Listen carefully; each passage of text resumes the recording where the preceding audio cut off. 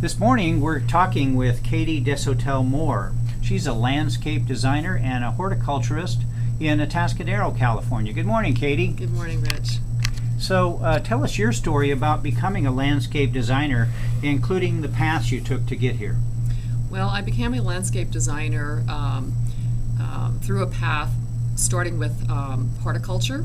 And when I moved to Hawaii in 1990, I needed to find a new career. And I loved working with plants, so I had a passion for it. So started in the nursery industry and worked my way up to a landscape director. And the next step for me, the progression, was naturally to become a designer from there. And I had to go back to school and finish my degree. Is that what brought you back to California? That's right. Came back to California, went back to school at Cuesta, finished my GE there, and then was accepted at Cal Poly, and that's where I finished my degree at Cal Poly. Great. And what's your most favorite moment or your best time being a landscape designer?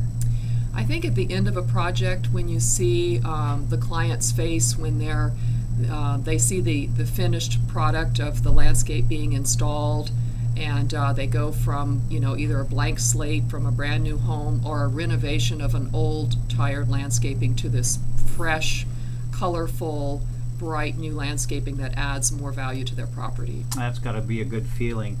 How many years have you been in your vocation now?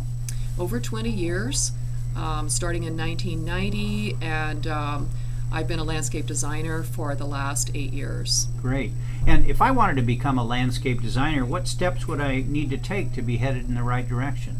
I think a good practical place for people to begin, and I think as a good landscape designer, if you have practical experience in the field as either a landscape maintenance worker, in landscape construction, or in the nursery field, you really have a good base knowledge of plants and how they grow and how to use them. So entry-level positions, you're saying, might lead me into this career? Exactly. And are there any special classes in high school, trade school, or college that I should take? If they offer horticulture is a kind of a broad range of classes, but it teaches you about plants and how they grow. Soil science is another critical class. Mathematics is also going to be needed as well. So I need to go to trigonometry? No, that's your basic math is, but geometry is, geometry would be good. Great.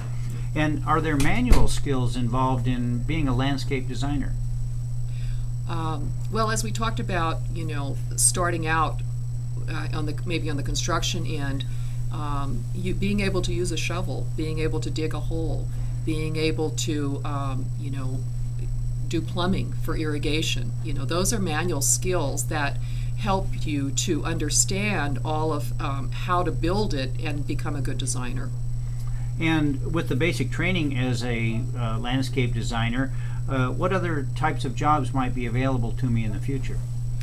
As a landscape designer, you could become a draftsperson for an architectural firm, or in the construction business, the landscape construction, the contractors always need a designer.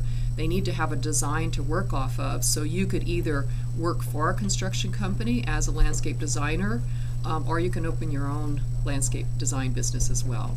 And in this year, 2013, is this a vocation that you would recommend somebody to start out in?